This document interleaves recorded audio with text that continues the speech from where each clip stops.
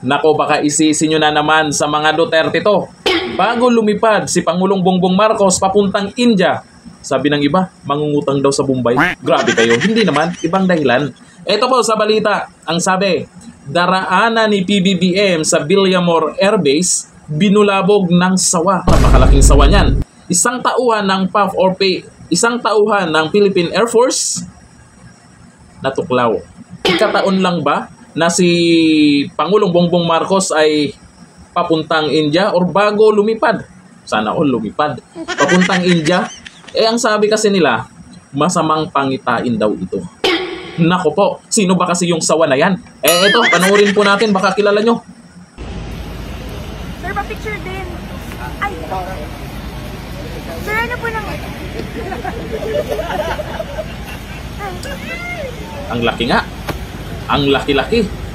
Ang laki-laki. Oh, malaking sawa po yan. Pero, paano po naligaw yung sawa dyan? Paano naligaw dyan? Hindi naman siguro nawawala ng bantay dyan bago lumipad ng India yung mahal nating Pangulong Bongbong Marcos.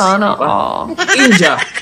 Di natin alam. Ako, wala pong akong alam kung anong gagawin niya doon. Baka alam nyo kung anong gagawin ni PBBM doon. Comment tayo dyan. Ang sabi-sabi kasi mangungutang daw sa Bombay. Grabe naman kayo. Hindi naman siguro. Pero ito ang komento ng mga netizen. Tungkol po dyan sa nahuling sawa. At mayroon nang natuklaw. Sabi ni Donalisa Fernandez, gusto sumama sa beshi niya. Sino yung beshi niya na pwede niyang samahan yung sawa na yan? Sino ba kasing sawa na yan? Sabi ni Arce Santiago, ay akala ko si President yung natuklaw. Hindi. At dinala sa India. Mali pala basa ko guys. Ulitin ko po, yung daraanan lang po na bago lumipad daw si Pangulong Bongbong Marcos ay nahuli naman yung sawa. Pero ang natuklaw ay yung isa sa Philippine Air Force, siguro sila yung humuli tapos natuklaw. Para malinaw. Sabi ni MacGregor Victorio, baka pati yan sa mga Duterte na rin isisi. Yun nga yung naisip ko kaagad. Kasi paano nakarating dyan yung sawa, bago naman siguro dumating dyan yung mahal nating Pangulong Bongbong Marcos, ay may mga bantayan. Siguro kahapon pa ay clear na yung lugar na yan. Diba? Bantay sarado yan. Pangulo ng Pilipinas ang dadaan dyan. Tapos malaman-laman mo, sa araw mismo ng paglipad niya papuntang India, may nahuling napakalaking sawa. Naniniwala ba kayo sa sinasabing masamang pangitain daw ito? Para sa akin, wala namang akong alam pagdating sa ganyan.